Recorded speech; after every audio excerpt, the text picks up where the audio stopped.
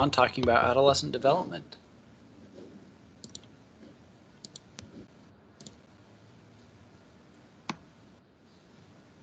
All right, so let's talk about one of the topics that we skipped over last time just because I knew we wouldn't have enough time for it. And hopefully we can have enough time to get all the way through a good portion of chapter 10 as well.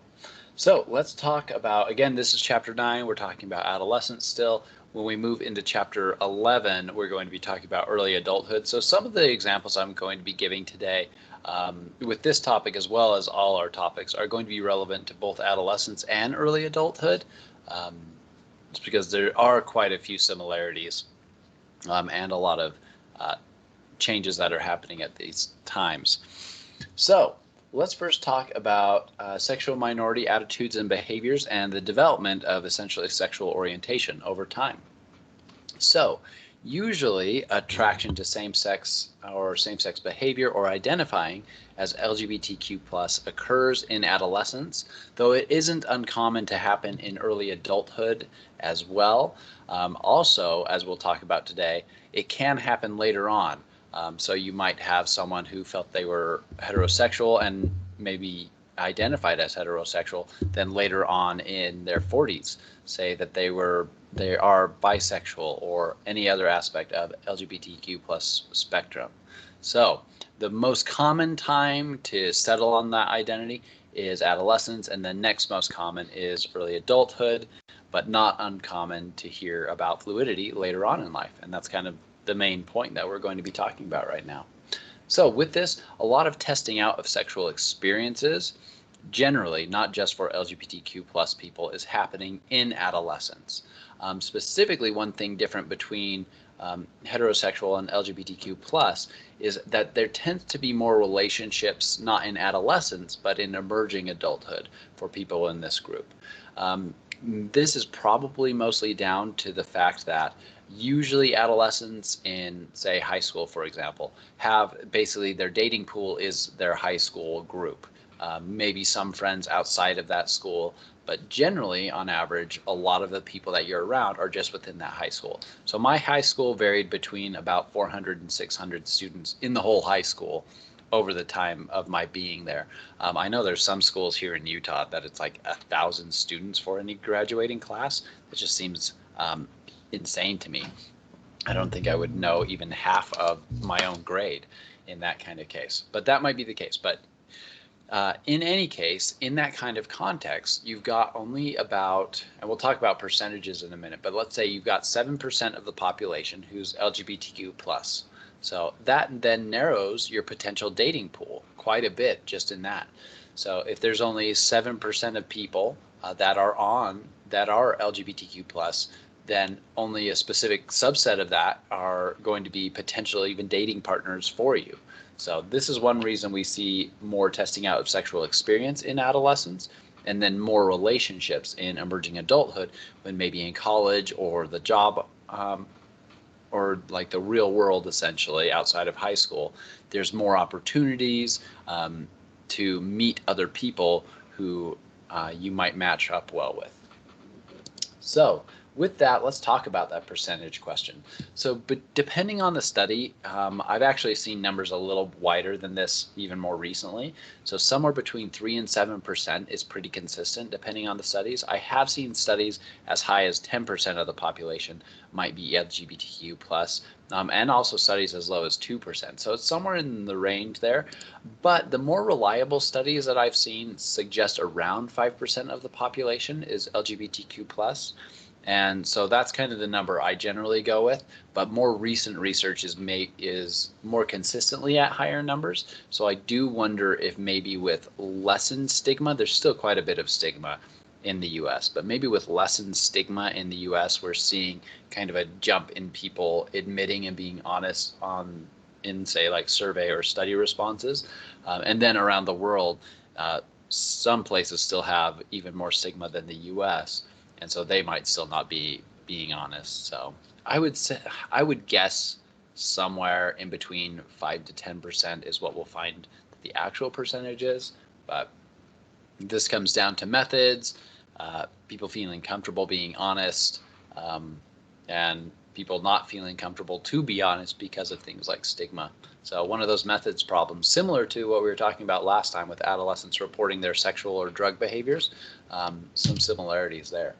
So with this, with the development of sexual orientation, there's been a lot of research in the last, say, 15, 20 years on people who are LGBTQ plus and the development of their sexual orientation. So some of the main things that researchers started off focusing on was genetics and then biology, which includes hormones, brain chemistry, structure of the brain. I remember I had a Psych 111 class that was talking about recent studies. I mean, this might show how long it's been since I did it, my undergrad class. They were talking about structural differences in the brain at that point as being some of the new findings. Also, cognitive factors and socio-emotional factors have been more investigated more recently. So they weren't necessarily some of the first things to be investigated for development of sexual orientation, but they are now some of the biggest areas of research. So for hormones, some of the findings are, interestingly, there seems like there might be a critical period of hormone influence that might affect sexual orientation while a child is still in the womb. So again, this is correlational research. You can't really do an experiment and test this, and I'll mention that again. But it seems like in between about the 2nd and 5th month after conception, there might be a critical period where certain levels of hormones seem to be more highly correlated with someone being heterosexual, LGBTQ plus. So really interestingly. With that being said, the reason you couldn't do an experiment like this is because it would be completely unethical. You couldn't take, say, 500 pregnant people and say, hey, we're going to up your hormone level at this time, and then for the control group, we're going to keep your hormone level stable at this state, and then see in 18 years from now, what are the percentage that are identifying as LGBTQ plus. So that's why it's correlational research. We've got measurements of hormone levels, and then later on down the road, identifying as LGBTQ plus. And so we have to make that connection there with a correlation rather than an experiment. One experiment that was tried in this realm, which I find kind of ironic, this was in, say, the late 70s, early 1980s, trying, and essentially a lot of this research stemmed from the idea of trying to cure gay men, trying to make them not gay anymore. So one idea was to give them more male sexual hormones. What they found was it didn't change sexual orientation at all. It just increased their sex drive. So it's kind of ironic to me that their intention was to keep them from being gay, and it made them increase that same-sex behavior. So kind of ironic to me, but also good to know that that kind of hormone change doesn't change that. So it was useful research in that way that we understood the development better. So another aspect that's been investigated a lot has been genetics. And so we see a difference here, a sex difference. There's about 35% of the variation in men you can attribute to genetics, and about 19% of the variation in women can be attributed to genetics. So I'll put that in other words to make it make a little more sense, because when I say 35% of the variation, what does that even mean? Basically, if you take two twin men and one is gay, so one of the siblings is gay, about 35% of the time their twin will also be gay. And so that's a lot higher than the 7 or 10% in the general population. So there's clearly some sort of genetic component, but it's not all exclusively on that genetic component, or we would see it close to 100%. And then if we look at the other number, so the 19% variation in women, if you take two twin women and one is LGBTQ plus, about 19% of the time their twin also is. So about 35%, about 19% can be attributed to genetic factors. So we've got genetic factors, we've got the prenatal hormone factors, and then we also have environmental and social factors too that influence the development of sexual orientation. So for just normative development, sexual attraction seems to start in childhood. So around, depending on the child, it can be a little earlier, but on average, it's around about age 7 that interests or like crushes might start to occur. So based on that, You might have that attraction. It might also start for LGBTQ plus individuals. It might start in adolescence or even early adulthood and be a lot more abrupt. And we'll talk about some of the other socio-emotional reasons for that too. But basically, normative development wise, generally sexual attractions are starting to kind of show up around age like 7, 8, 9. And that's the same for people who will be identifying as LGBTQ plus as well. Again, it can happen earlier. I know myself, I had crushes back when I was like 4, like the neighbor girl down the street or something like that. So there's that range of span of time as well before or after. Think of that normal distribution. So with this, environmental and social factors also play a role. So let's imagine you're in an environment where being LGBTQ plus is not even part of vocabulary. It's not even something that's considered an option. It's not discussed at all. All you see are maybe heteronormative relationships. So that might lead you to interpret the attraction you might have to someone in a different way than if you knew people who were LGBTQ plus. So if it wasn't even an option, not even a thought on your mind, if you never even heard of someone being gay or lesbian or bisexual, that might not even be part of your schema around how relationships can be. So that's another thing that can happen. So if you are reinforced in earlier behaviors, so if you have a crush towards someone of the same sex and that's reinforced, or maybe that's punished, that might lead to you being more or less likely to try out those behaviors or try out those relationships as well.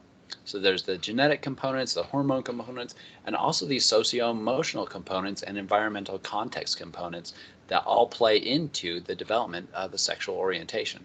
So this is pretty much everything we were talking about here is true for heterosexual orientation as well. So they follow essentially the same pattern. So with that being said, let's focus on the comment or the idea of people being born this way with their sexual orientation. And some of the examples in this are also about gender identity, because this researcher studies gender identity and sexual orientation. So sometimes they give an example that's gender identity, sometimes they talk about sexual orientation. These are two different concepts. We talked about gender identity more in, I think, the early childhood chapter. We talked about the transgender child who was in school as, I forget, I think, oh goodness, it's been so long now. But they were uncomfortable in school with the boy-girl bathrooms, and that they didn't feel comfortable going in one or the other bathrooms. They didn't feel like they could be themselves, and it wasn't even part of their vocabulary or the context of that school to be a different gender than they were assigned at birth. So that is what, when we talked about gender identity, most of the examples today and most of the discussion today is about sexual orientation. So just to show those are two distinct things. There can be correlation, there can be overlap in some things there. One of the big things is the spectrum between them, so gender spectrum as well as spectrum of sexual orientation and fluidity in both of those across the lifespan. But I'm kind of getting ahead of myself now. You might have heard an argument towards giving LGBTQ people rights that they deserve as being framed from the sense of, well, they were born that way, so they shouldn't be denied rights because of the way that they were born. So here in our psychology class, we're learning about developmental science. We're talking about specific factors that go into the development of a sexual orientation. So the point of this video and this discussion is to show that the born that way argument, while it can be useful in some ways, is not scientifically accurate. So while it can be useful to talk to people about them being born that way, because some of that development is a genetic component, let's get into more of the nuance of actually how sexual orientation develops. And the researcher here is going to do a lot better job at describing it because it's their area of research and they've been researching it for many years. I actually got the chance to see this person speak at Claremont Graduate University and hear some of the specific stories from the longitudinal studies that they have done. So maybe I'll bring some of those in as well. But They do a good job as well describing these concepts, better than I can as well.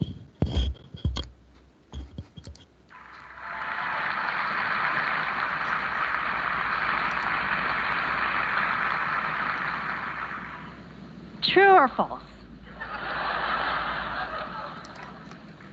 Sexual orientation is something you're born with. Chances are that if you support LGBT rights, you said true. Surveys have found that people who view sexual orientation as an innate trait, like eye color, tend to be more supportive of LGBT rights. Now, why is that? When asked, folks typically say, well, it's just wrong to discriminate against someone for how they're born. It's like ethnic discrimination. Makes sense. So for years, the Born That Way argument has been used to promote LGBT equality. Lady Gaga's song, Born That Way, even became an unofficial anthem of the gay community. But there are three problems with the Born That Way argument. First, it's not scientifically accurate. Second, it's not legally necessary. But third, and most important, it's actually unjust. And it's time to retire that argument for LGBT equality. Now, my passion for this issue stems from my own research on sexual orientation. Over 20 years ago, I started a study tracking over time 100 women with different sexual identities. And over the years, I was frankly surprised by some of the changes that they went through. Some of the lesbians ended up involved with men. Some of the heterosexual women ended up getting involved with women. And when these sorts of things would happen, women would say to me that they thought there must be something wrong with them, since their experiences didn't fit the conventional wisdom that sexual orientation is fixed at birth. So that brings us to the first problem with the Born That Way argument, that it's not scientifically accurate.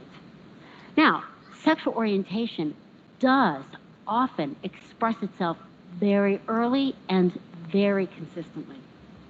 But lots of times it doesn't.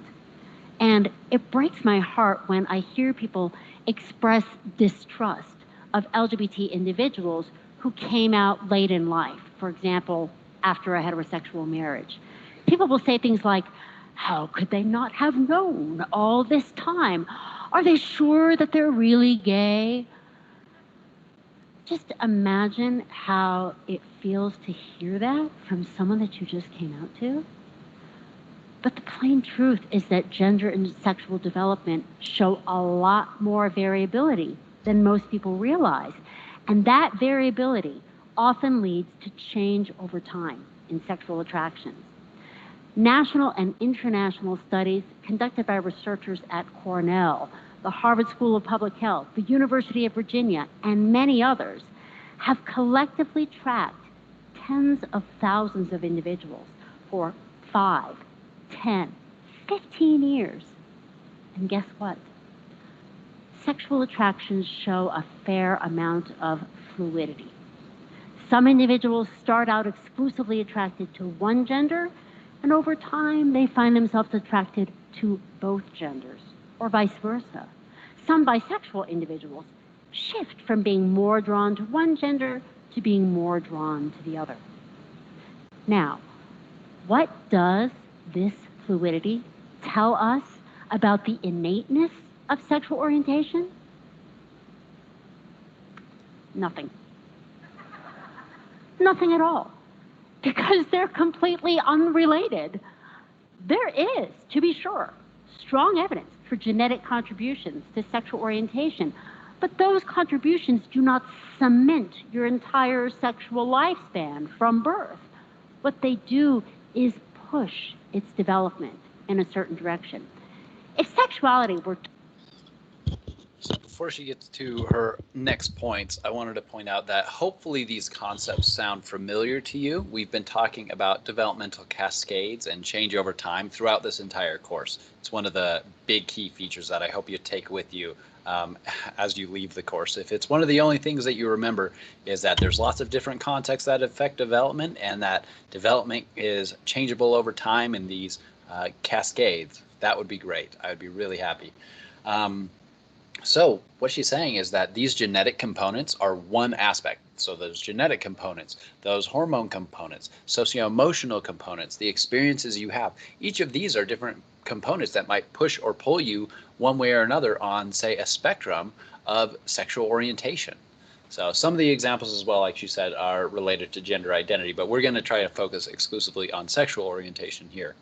So with that, these are all parts of the developmental cascade, that certain aspects, usually when I've talked about developmental cascades in the past, just to give you a reminder, it's been in the sense of risk or protective factors for either thriving outcomes or negative outcomes for a person. So if they've got certain protective factors, maybe they're closer to this end for more positive outcomes. If they've got more risk factors, maybe it'll nudge them more towards this end.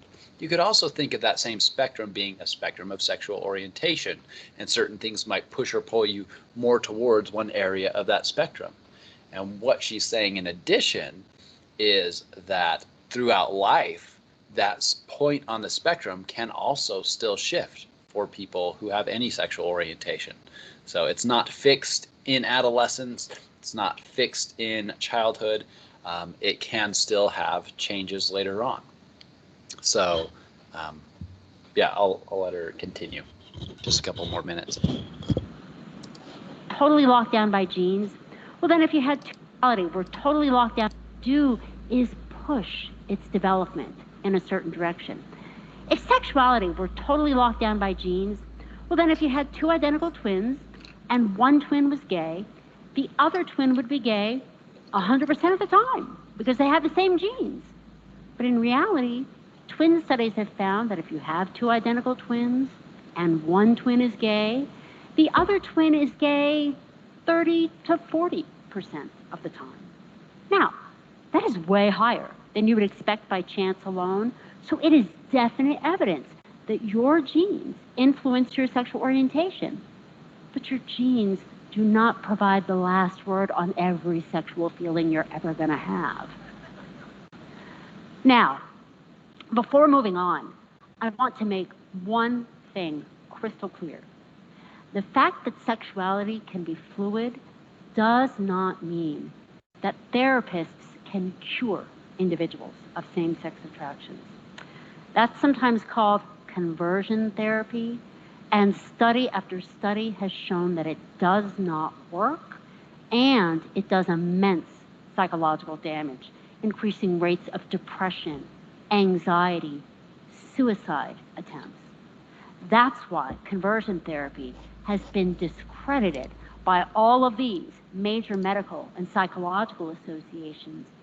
And it's why all of these former practitioners of conversion therapy have not only shut their own doors, but have publicly apologized to the LGBT community and have joined legal efforts to ban the use of conversion therapy with children and adolescents.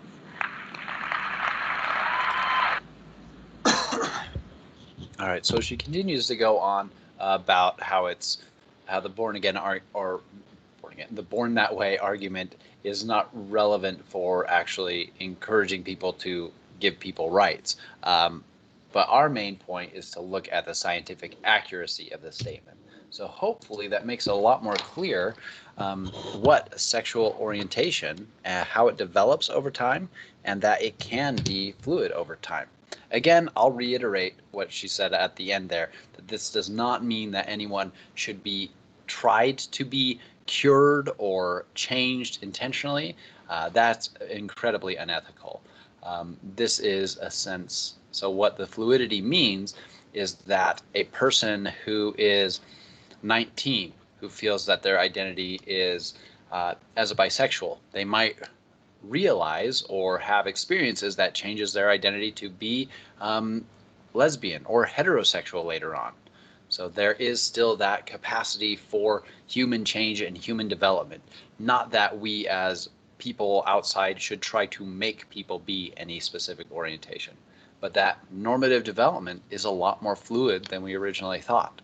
So originally we thought that people got their sexual orientation and that just stayed that way. That's kind of the general consensus. That's why some people do, like she said, act mistrustful of someone who they've just ended a marriage with a partner and now they state that their sexual orientation is something different. That might surprise people, but this is actually pretty, maybe not common, because again, we're talking about low percentage, like not super low percentages of people in the population. It's something that we don't commonly see like in our own personal experience, but it is actually a very common thing for people's sexual orientation to shift a little to a lot over time. So hopefully that's a lot more clear, that saying born that way is a very reductive argument and it's not completely accurate. So hopefully now, when we're understanding all these different components that go into the development of a sexual orientation, it's a lot more clear to you.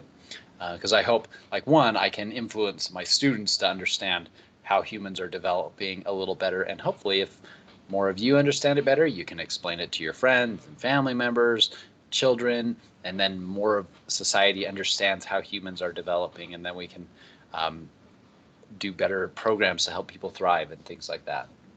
So it's like my little part to help people understand the nuances of this conversation. Questions though, examples, comments, this thinking about this in a sense of, oh, I'm gone too far now.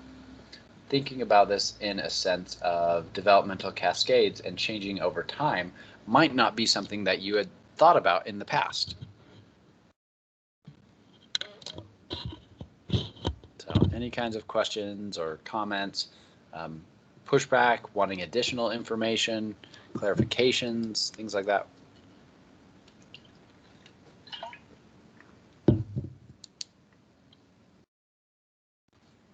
All right.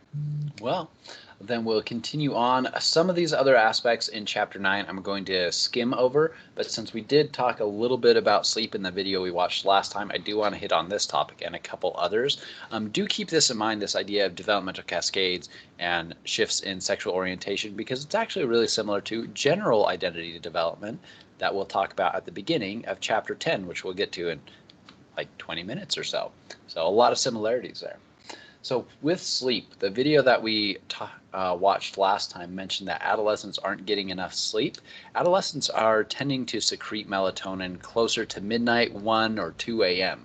So going to bed at about midnight is a pretty appropriate bedtime for adolescents. So depending on the adolescent, anytime between about 10 and midnight or even 1 o'clock isn't a bad bedtime, except for the fact that generally schools are starting at 8:30. So adolescents need about 9 hours and 25 minutes to sleep on average. So if you're going to bed at midnight, that means that you should probably be waking up at about 9 a.m. And schools are starting a lot earlier than that. Think about this in the sense of high schools. So what time did your high schools start? Who thinks that they had we've got, I think,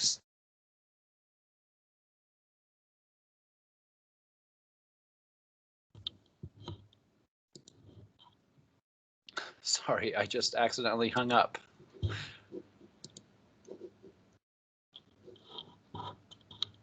So sorry about that. Hopefully everyone can hear me and the audio is all right.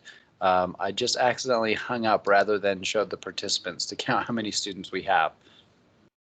So with that, what was your high school start time? Who thinks that they had the earliest time to start? Just put it in the chat box.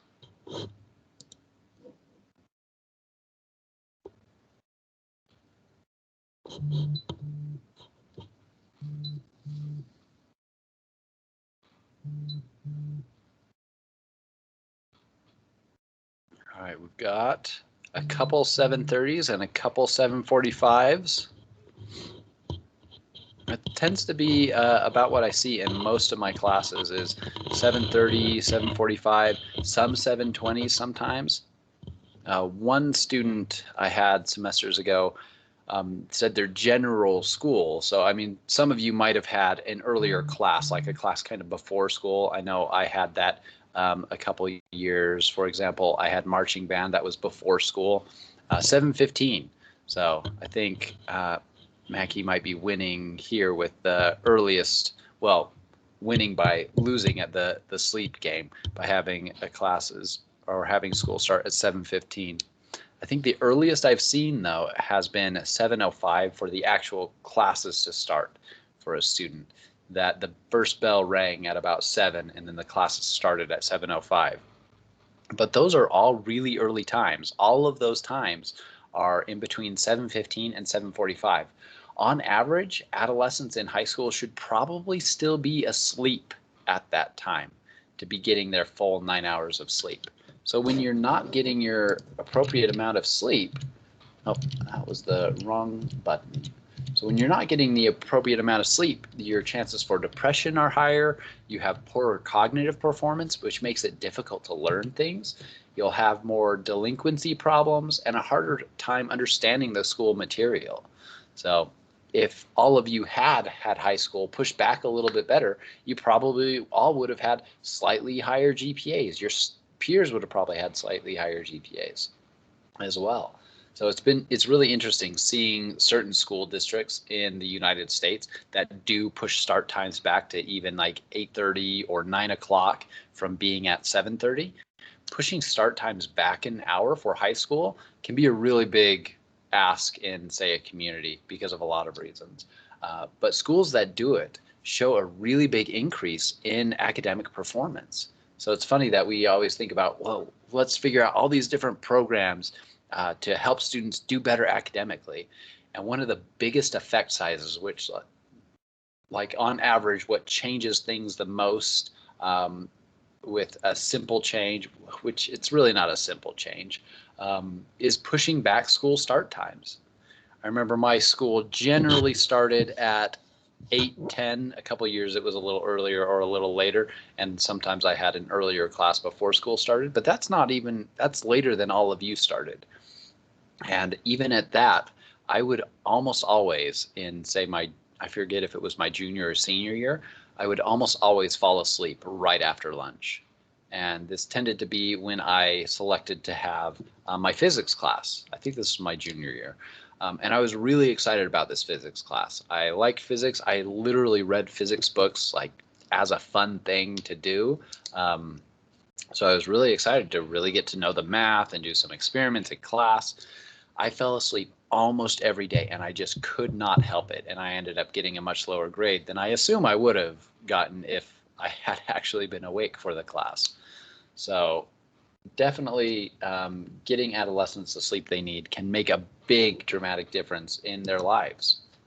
So there's a lot of reasons for this, contextual factors. The administration, getting into school and starting a school for the adults at 7:30, that's still fairly early for them, even with their sleep cycles, but it's more appropriate for their sleep cycles. They also probably have children that are going to, say, an elementary or middle school, and those schools starting that early isn't necessarily as bad for their cognitive performance. But for a high school student, for an adolescent at this age, starting that early and trying to do high intensity learning work is very difficult. So if you can make any changes in the schools in your community or things like that, doing that.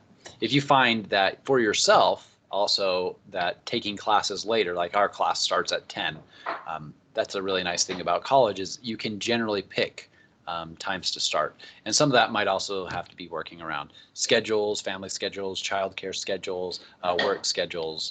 But that is one nice thing about college, is being able to select those times. So with that, yeah, high school should probably be starting at 8:30 or 9 or even later, is the main point there. Exercise, just like every other age group, adolescents are tending not to get the exercise they need. They need about 60 minutes a day of moderate to vigorous activity to reduce rates of a lot of deadly diseases. Eating disorders tend to be more common in girls than boys. Anorexia is a relentless pursuit of thinness, generally through starvation rather than just purging, versus bulimia is another that we'll focus on. That is a binge and purge eating pattern. So with and that's either through vomiting or laxatives. So with that, for all sorts of eating disorders, there's a big preoccupation with how they view their body, their fear of becoming overweight, and a preoccupation with food. And it lends itself to different to displaying in different ways, so either bulimia, anorexia, or other eating disorders. Interestingly, a lot of these start off in adolescence after a period of dieting. So dieting plus high stress together make it very likely that any of these eating disorders might start. So let's say you start a diet, you've been on it for a couple weeks, and then you get to finals week in high school or something like that. That kind of stress, as well as being on a diet or just starting a diet, put someone at a high risk for developing an eating disorder. It doesn't have to be a stress at all related to body image at all. It can be just outside stresses. A pet dies or a family member dies can be a stress that changes this. Being nervous about performing well in upcoming sports events or something like that. So it doesn't have to be related to eating to be a stress. One thing that's difficult for bulimia is that people with bulimia often are more likely to fall within a normal weight range because they're taking in some nutrients before they purge. And so their bodies might look closer to normal weight range than someone who's suffering from anorexia will, from an outside visual, like observer perspective, you might see them getting much smaller. So more to say about those, but with the time we have, that's all we'll focus on right now. Adolescents are doing a lot better job at things involving their prefrontal cortex. So one of the things that's happening with adolescent brain changes and myelination, connecting up, is that adolescents tend to be more egocentric. And this isn't to say that's a negative thing, like adolescents are so selfish that they're only thinking about themselves. This is a developmental phenomenon that adolescents tend to have more egocentrism. And this really displays in two ways. One is an imaginary audience, and another is a personal fable. So in high school, you might have a person walking down the hall and thinking something like this. Are they looking at me? Is there something on my face? Maybe they have a blemish and they're really worried about it. They think everybody is looking at that, and everybody's worried about the way they said something in class, or that they got a question wrong, or that they forgot that to support something in the school they were supposed to wear a certain color that day. So that's essentially what imaginary audience is. It's the belief that other people are as interested in them as they are about themselves. So they're really focusing on imagining that people are watching them and thinking about them. And the interesting finding is that very many adolescents are doing this at the same time. So they're all sitting there. I imagine they're all sitting, or I imagine myself as well, because I remember high school, sitting there in the hallway being worried about how the person in the locker next to me was thinking. Like, were they thinking I'm weird for like putting my lunch in a different place than they put their lunch? I remember thinking that one time, this imaginary audience, when they were probably thinking the exact same thing. So there were zits on my face or something like that, and I was worried that everybody was focusing on that, and that's probably what they were all thinking of about themselves. So it's just kind of a funny phenomenon that adolescents altogether are having these imaginary audiences. They're so worried about what everybody's thinking about them, and every one of them is thinking that same thing. I wish someone would have told me this when I was an adolescent. Probably wouldn't have gotten through, but I do wish someone would have told me this. A personal fable is another thing that I still do remember having, is this sense of uniqueness or invincibility. Oftentimes this displays as a belief that that no one can understand how an adolescent feels. And obviously any individual is very individual. They have their own contextual factors of things that are happening to them. So you might not be able to understand exactly how a person feels. But this is a little different than that. Feeling that you are so unique that nobody can understand you at all. And these two things together, this personal fable as well as this imaginary audience, can make it hard to get adolescents the help that they need. So whether they're suffering from, say, depression or anorexia or anxiety, it can be really hard for them to believe a therapist or believe a mentor or believe a faculty member or believe a peer when they try to support them and empathize with them. So it's a challenge to work with an adolescent because you're working through this filter of this egocentrism. And again, that egocentrism is not like negative adolescents are so egocentric. This is a developmental phenomenon. This is how their brains are working at this point. Their brains are tending to be more egocentric. So working through that filter can be a little more difficult. Another thing is feeling like they won't get hurt. I think I kept returning to the example of a peer in high school riding on top of a SUV through a cornfield last time. They probably didn't feel like they could get hurt. I don't think they actually did get hurt in the end, which was really surprising, but also good. It's good that they didn't get really seriously injured because they could have. So with the time we have, we won't do this activity, but I do want you to think about what kinds of challenges might adolescents be facing that make it hard to support them when they have this personal fable and this imaginary audience. So if an adolescent, maybe your child or your friend is going through a breakup, if they have anxiety or they're desiring popularity or they have physical problem, like maybe they have acne or a birthmark that they're really embarrassed with, like what are ways that you can support them in these kinds of things, working through this filter of egocentrism? It's an important question to think about, especially if you're going to ever be working with adolescents, to realize this is one way that their brain is working. That not everybody's brain at every point in development is working exactly the same way. So executive function is getting better. Prefrontal cortex is doing a lot better. We can see this displaying a lot in goal setting. Goal setting is really relevant for picking future directions, as well as how future goals are relevant to today's goals. So that's happening a lot in late adolescence, especially. They're getting better cognitive control, being able to be more cognitively flexible. And this is very helpful in socio-emotional relationships. This is very helpful in like picking careers, going to college. So this brings me to a question about decision making. What are the real world kind of decisions that adolescents are facing? So whether it's early adolescence or late adolescence, what are the kind of decisions that they are up against?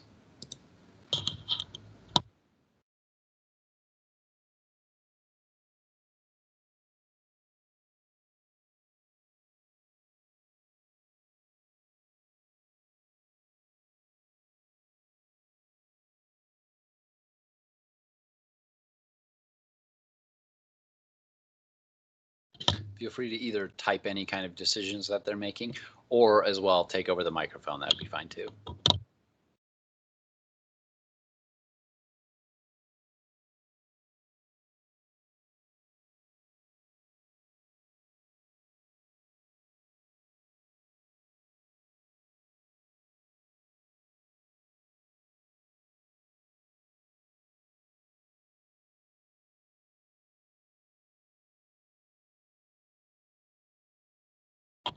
Yeah, college tends to be a pretty big one. Are they going to college? Which college are they going to? Yeah. And so with this, these changes in cognitive capacity, this increased cognitive control, controlling their attention, being cognitively flexible, reducing interfering thoughts. So early on in adolescence, emotions can really override a lot of these cognitive controls. But as adolescence continues, they're getting better at those skills. So that will hopefully play an impact on the colleges they decide on, their goal setting. What do they want to do in life?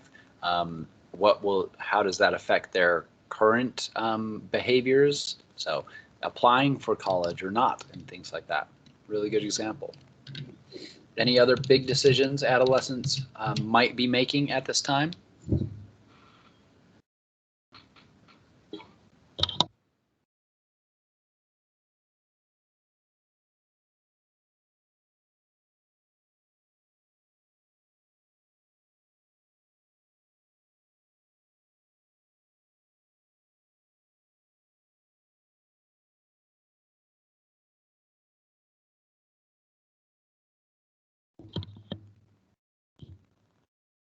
Right. As well as college, they're probably thinking about the friends and peer groups that they're going to be involved with, making relationship decisions, decisions around their relationships with their family, their current friends, dating partners or not dating at all, hobbies or tasks or skills that they want to develop, occupations that they want to go into. Maybe they're not going to college. Maybe they're going to go straight into the workforce. How are they going to go about doing that?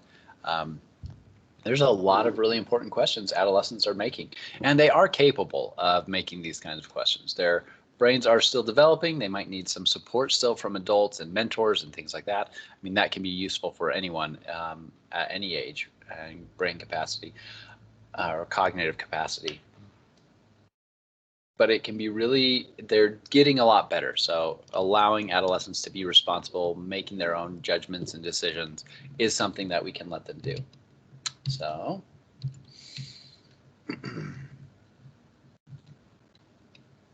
the transition from middle to high school, as well as the transition from high school on, are big changes for adolescents. It drastically changes context. So your middle school might have gone straight into a high school. I lived in a fairly rural town in Indiana, so that's what my middle school did. All of my middle school friends, we just moved to another building in the next year. But we went from being, what was it, 8th grade in that middle school? Yeah, 8th grade to freshman. So we were on the top of the social hierarchy status to now the bottom of the social hierarchy status. So that's one dramatic change. You might have peers that don't go to the same high school as you. You might have new peers show up that were from a different middle school. There's a lot of changes that happen. At this time, puberty is also happening. So a lot of changes in your brain as well as body. And you might have family and parental context changing at this time. Maybe that you have more selection over your classes. Maybe you have different start times. The parents might be now taking kids to high school and middle school and elementary school. So there's a lot of changes that might happen at this time, as well as after high school. So let's skip these things. Let's talk about service learning though. Service learning tends to increase in high school. Some places do service learning in middle school as well, but it's a lot more common in high school. So service learning are things like engaging in activities outside the classroom, usually in the community at large.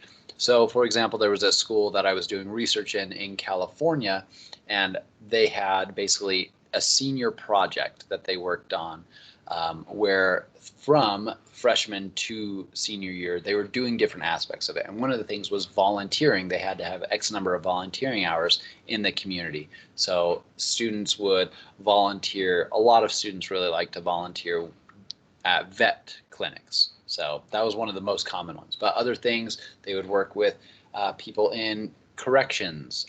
They would work with people at firefighting. They would work with doctors and kind of be there in a doctor's office doing paperwork and things like that, kind of interning at that place. That's what we're talking about with service learning, is getting experience out in the world doing similar kinds of jobs. And this can be really, really useful, especially in middle school and high school, to build self-efficacy, showing that, hey, these skills and the knowledge and the social abilities that you've gained are really applicable in the real world, showing that you can influence things out beyond this small bubble, this context of high school. Because for a lot of adolescents, the high school context or the middle school context becomes really a bubble where so many things are filtered through. The clubs that they are in are centered around the school. The friends, they see them at school and then they hang out with those same friends afterwards.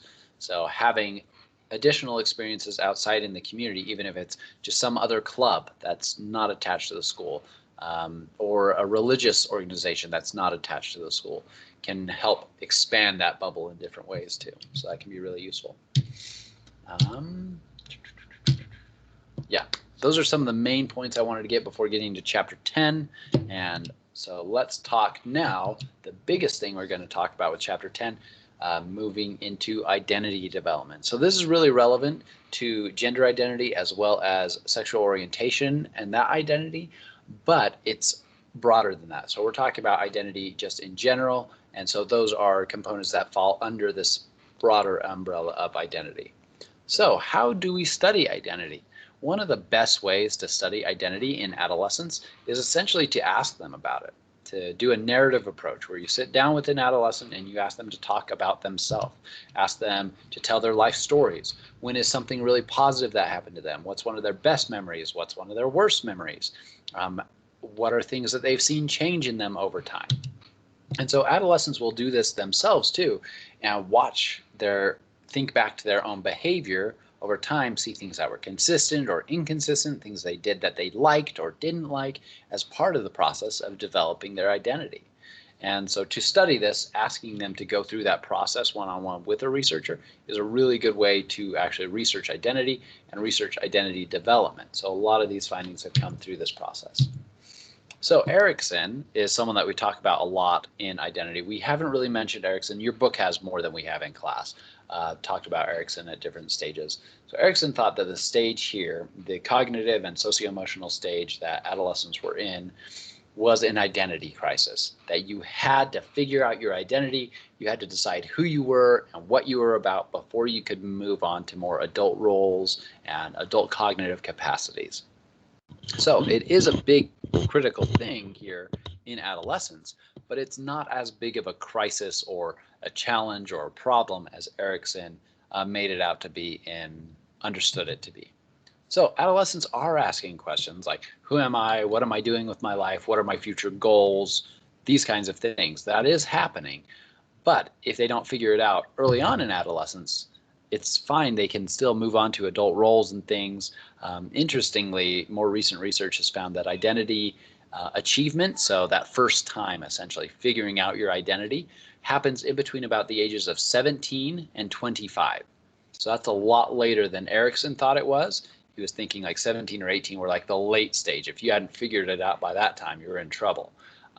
But in reality, people are still testing out different roles up through that time. They're still figuring out who they are, and then they finally settle on something. That's what we call identity achievement, settling on this is who I am, this is my identity. So generally that's happening between about 17 and 25. Some people might be a little earlier, some might be a little later, but we're talking about a bell curve here, and that's the average. So role experimentation, trying out different roles within your family. So a leader in your family or not, being close or not with your family. Same with your peer groups. Are you going to be a leader in your peer group or not? What kind of vocations, I almost said vacations there. What kind of vocations are you going to be involved with? What kinds of talents or abilities are you going to do? What about your spiritual beliefs? Do your parents have spiritual beliefs? Do you have spiritual beliefs? Are you going to stick with your parents? Are you going to not stick with your parents? Are you going to try out some spiritual beliefs of your friends? And your sexual identity as well.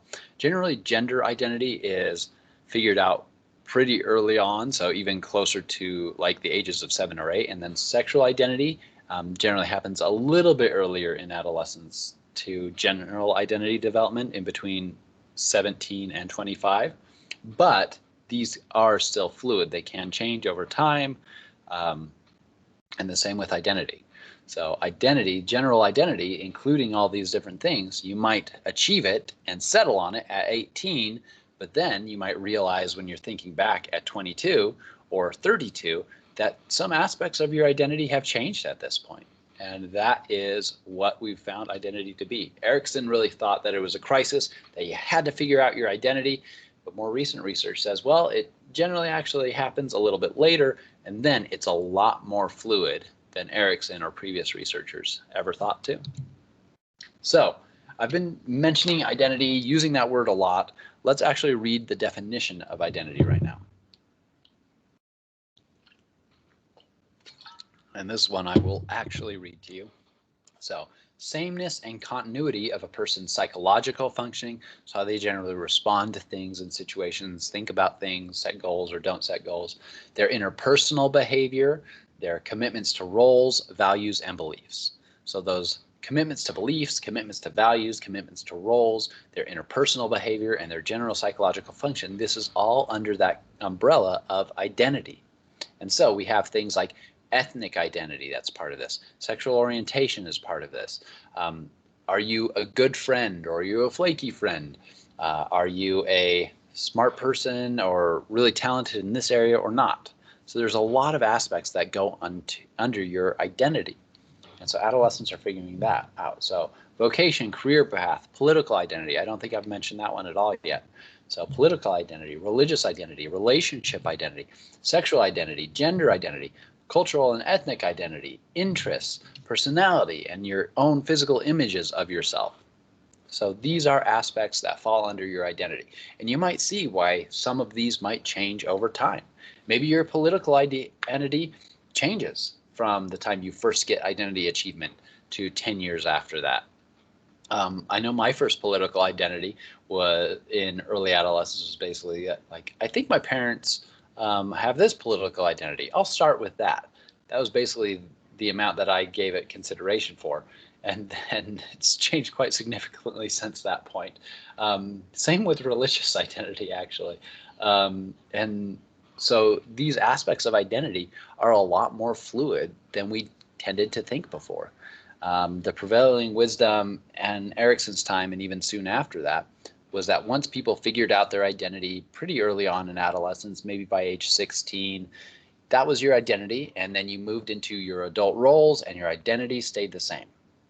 In reality, identity changes a whole lot over the lifespan, and it has an earlier start than Erikson considered as well. So a lot of the things that we've been talking about in the socio-emotional chapters have now led to an adolescent's identity. So attachment styles, hopefully you remember a couple different attachment styles: secure attachment, insecure attachment, disorganized. There's actually a couple people who wrote question papers in relation to attachment. So hopefully at least those of you who wrote question papers there remember these things. So attachment is one big key piece that then later on helps turn into identity. Your sense of self in early childhood is one of the early components that later on develops into identity. As you get into late childhood, you're having more independence, you're making some more of your own choices, you're starting to see your consistent or inconsistent behavior across situations. Your self-concept in the late childhood and teens. So again, early on, that's really concrete. So I have brown hair, or I like these things, and then it gets more psychological characteristics in your self-concept. Then in adolescence, this is really the first time we call it identity. So it's coalesced, all these components have coalesced at this point to become a person's identity. So generally they achieve that in between ages of 17 and 25, but then what happens? Well, it can change in adulthood. So different aspects of your life and context might change your identity, how you see yourself. Then in late adulthood, you probably look back and you integrate it. You say, oh, so these were consistent components of my identity ever since I was a child.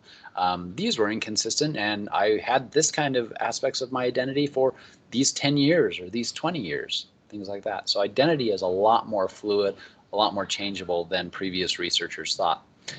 And I like this idea, one, because it's fun to see change in development and to investigate that as someone who's interested in change over time. But I think it's also a really positive thing about people, that people have the capacity to change, that naturally they are just changing over time. And there are things that we can do to help people change and have more protective factors so that they thrive in their lives. And that people aren't set in a specific identity for their whole lives and have maybe the same risk factors and have terrible outcomes. We can do things to help support people, and we can do things to help them have positive things. And that's just one aspect that I think is really optimistic about identity development, is that it does change over time. So let's give some concrete examples of identity changing. And we'll come back to that. So this might be a high schooler's general sense of identity. Maybe I'm being a little reductive, but maybe a high schooler might see themselves as a scholarly person or a nerd or a sports person, or maybe, I don't know, these look kind of like my friends in high school and they were all like skaters. So maybe these are the skaters or something like that. So that might be a core piece of your identity. Is that going to be the same when you get into college, or is that going to change a little bit? Well, maybe you realize you really like biology or chemistry or whatever subject it is that you're figuring out your interest in. Maybe you have specific new goals that you're setting for yourself. Maybe you take a first job. Maybe you're a teacher.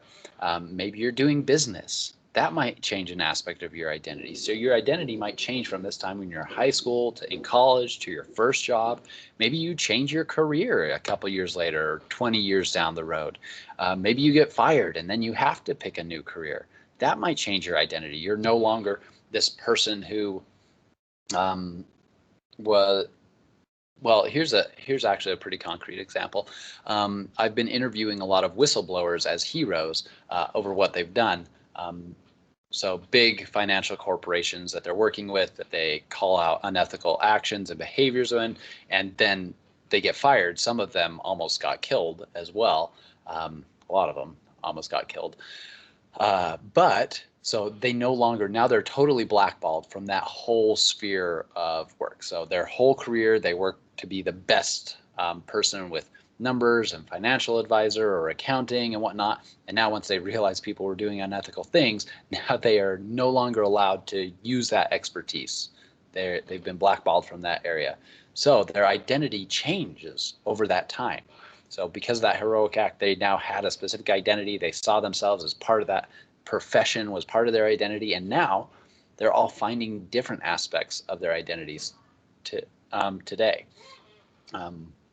Actually makes me wonder if we have enough data to write a paper on identity and heroism and how it changes after the heroic act. Probably not yet, but I'm actually going to make a note of that after class. It sounds like a fun paper to read and write. Another aspect that might change your identity in adulthood, maybe you become a parent, maybe you become a grandparent. So that might change an aspect about your identity. I mean, I know my grandparents, I don't call them by their names. I call them grandma and grandpa. You might have specific names for your grandparents or your parents. So does that then incorporate into their identity? Do they see themselves as a parent or a grandparent? I know having my children, I did. It changed my identity a lot to be a father. My brother had a child just a couple days ago, and I'm literally watching his identity change to include or incorporate that aspect of being a father into his identity. It's just really neat. So identity changes. It's fluid. These are things that can change it. So this is also related to things like gender identity we were talking about earlier, that it can be fluid throughout the lifespan. Sexual orientation can be more fluid throughout the lifespan. When we say general identity can be fluid throughout the lifespan, this is what we're talking about, that aspects that you see of yourself can change over time. So I've been talking a lot, kind of going off on some tangents. Questions, comments about identity development generally at all right now?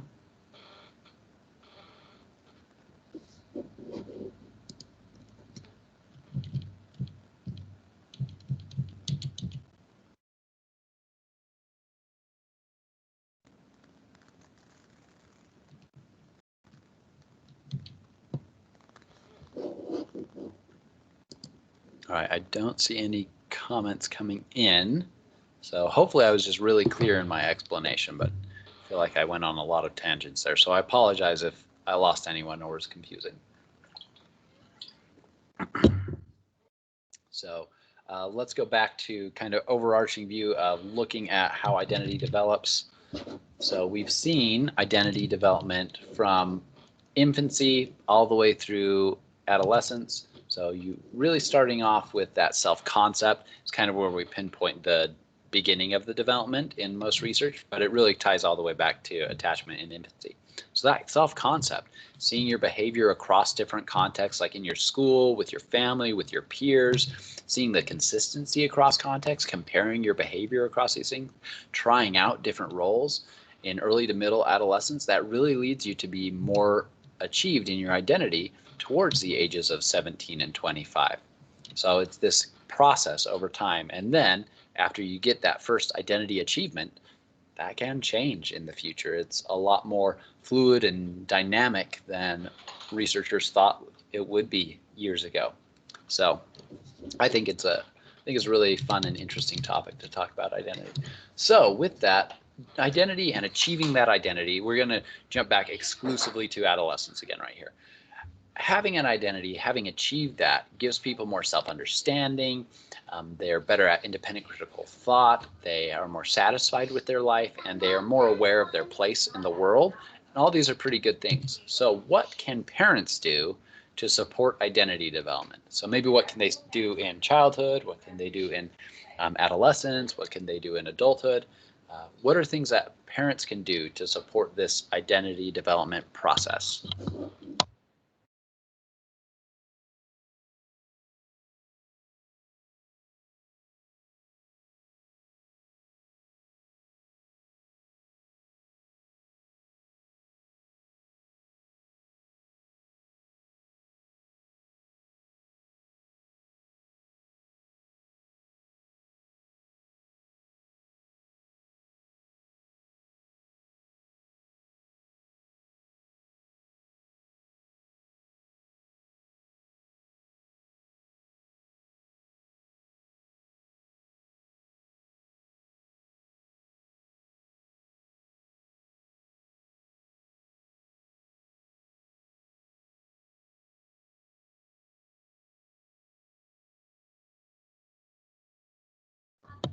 All right, maybe we'll jump to the next question. What do you think peers can do to support identity development? Ah, we've got a comment. Cool. So the answer for parents, trying to have an open mind would help. Yeah, so for a parent to have an open mind, that could be really helpful for you might have your own picture in your mind of what your child, of who your child is, what they are, who they are. And as they're testing out different roles, that might seem strange to a parent. We'll kind of talk about this when we get into middle adulthood and talking about parenting of adolescents. But that can be a difficult challenge, as well as a difficult challenge to give children the opportunity and responsibility that they need to go about these processes. So another comment here is the communication and understanding. Yeah, so being open in your communication with an adolescent child or even a younger child can really help them use you as one way to get information about themselves, to see how they are or are not being consistent across situations. Find out about what your, as a parent's identity is. And then also understanding that your child is their own person. Yeah, exactly. So those are some of the key things that we found in research. Some of the other things are doing things to promote that individuality and connectedness. So, for example, if they want to try out some specific role, being a team leader, giving them that opportunity if they want to try a new sport to be a team leader, for example, or to give them additional roles in the household. Open communication was said. Conflict resolution, so giving them the skills that they need to manage relationships with other people can really, really help.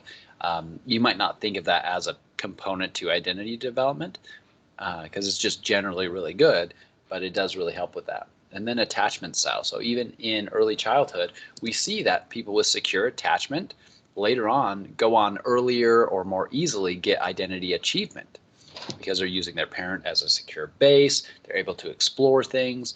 And so just age that thing up. So we talked about that in the context of a strange situation, but this is also real life. So if an adolescent feels like their parent is a secure base, that their parent has an open mind, that their parent knows they're their own person, that their parent is communicating with them, they can try out different roles and then come back and be safe with that parent and know that they're going to be supported.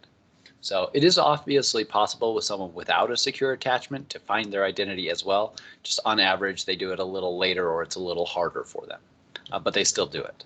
Most people do settle on an identity and achieve that by around the age of 25. But again, can be a little later, can be a little earlier. There's adolescents I've interviewed about identity, and it's pretty clear that they had achieved their identity already when they were like 13 or 14. So it can be that early. All right, so close friends offer some of the same supports. So in a lot of ways, friendships and those friend relationships can take on some of those same responsibilities as parent relationships. The either a friend or a romantic partner of a peer can be a safe place to talk about things, talk about dreams and goals and hopes and things like that, and to use those friend groups and relationships as different ways to test things. Friends can do different activities together and try out new roles together as well that way. So schools can also do things to support identity, having more clubs, having more opportunities, letting adolescents make more decisions for themselves. Yeah.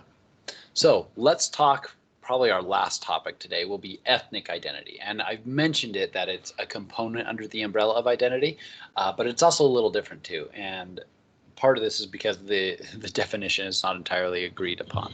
So let's watch this short video about the two different definitions of ethnic identity, talk about how it incorporates into a person's overall identity.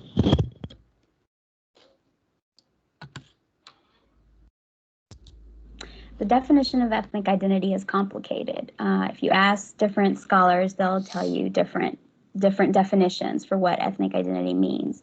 One way of defining ethnic identity is the degree to which someone feels a sense of belonging to their ethnic group, and the degree to which that sense of belonging has been achieved through exploration. So how much has that person tried to learn about his or her ethnic background, and then, through that process of exploring and learning about your ethnic background, then how is it that you feel about how much you belong to that group? So that's one way to define ethnic identity, and in my research, that's how I define it typically, just trying to examine how much adolescents specifically have explored their ethnicity, either through talking to other people about it, through reading books, getting other materials and learning about it through reading, magazines, things like that, attending festivals, anything like that, listening to music.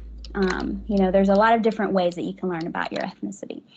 Another way that people define ethnic identity would be the degree to which a person has acculturated or has not acculturated. So if a person has adopted a lot of the values and traditions of the mainstream culture or the majority culture, then that person is thought to have a lower ethnic identity because they're associating themselves more with mainstream or majority culture compared to someone who maybe is not adopting those cultural values or traditions and is really hanging on to their own values. So it's very complicated trying to come up with a definition of ethnic identity. But depending on what school of thought you're following, whether it's sociology, whether it's psychology, human development, you can get an idea of how ethnic identity will be defined. Different people will have different. So those are two kind of dramatically different. I mean, there's obviously overlap there with ethnic identity, but those are two pretty different definitions of the construct. So that's one reason it can be difficult to have research on ethnic identity, because you might be thinking you're measuring ethnic identity, but other researchers say, no, that doesn't quite fit. But let's talk about it mostly from the first perspective and definition that she's talking about. So we're going to say it's the enduring aspect of a self as a member of an ethnic group, as well as your feelings about that membership. So it kind of absorbs a little bit of that second definition. So what are your feelings about being a member of that group? Are you really acculturated to that ethnic group, or are you not? Is kind of absorbed into that second part. So interestingly, in the US, the process of developing ethnic identity is really similar for a lot of ethnicities.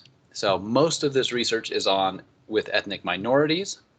So looking at people who are not of an ethnicity of the majority culture, and obviously specific experiences of these people are going to be different. But generally, for any kind of ethnic minority, you can see their ethnic identity. There's a lot of patterns in the development of that, like talking to family members about things, trying out different traditions that your family has had over time. Those kinds of things are really similar across different ethnicities.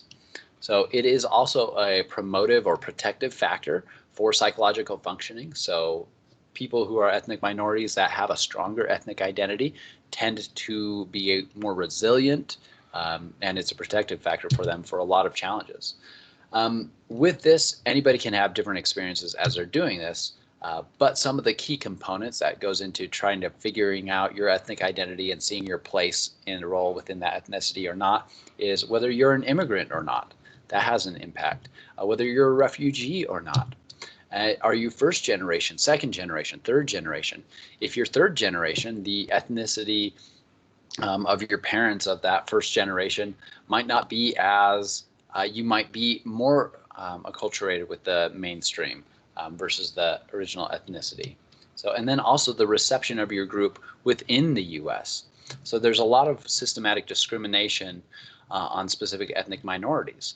So is that systematic discrimination happening now, or is this something more in the past? Did this happen 150 years ago, or is it today happening now? That's going to impact the development and how you think about your ethnicity and your placement within that group and the traditions of that group. So an example of this, especially since we just had St. Patrick's Day, is Irish immigrants were really discriminated against when they first came to the U.S. But this is not one of the groups we generally see much discrimination of now today. So they might not be as salient for an Irish American as for someone who, let's say, an Asian American today. That might be more central to their search for their ethnic identity. So ethnic identity is just one other of the components underneath this bigger umbrella of identity that I wanted to talk about in a little bit more detail. And this is one reason that it's good to have a lot of different like groups and organizations to give adolescents especially the opportunity to learn about the history and ethnic traditions, because sometimes they might not be able to have that opportunity with their family. Maybe they came to the U.S. but their parents weren't able to, or something like that. So giving them the opportunity to explore their ethnic identity can be a really big protective factor. And people of varying ethnicities have a lot of similar processes in figuring out their ethnic identity too. So they don't have to be kept separate in that search as well. So I think that's a good place to stop before we talk about parent management and monitoring for next time. Yeah, that's these family context aspects all kind of combine together well. So we'll stop there for today. Unless there's any questions, I'll stick around for the next couple minutes in case anyone has any questions for the chat. But hopefully you understand a lot better about identity development in general today. It's one of the biggest topics in adolescent research, is how to help adolescents find their identity. What do identities do for adolescents and things like that. So hopefully you've got a lot clearer picture of that today. And maybe even have some more questions for a question paper. So have a good day and a good weekend.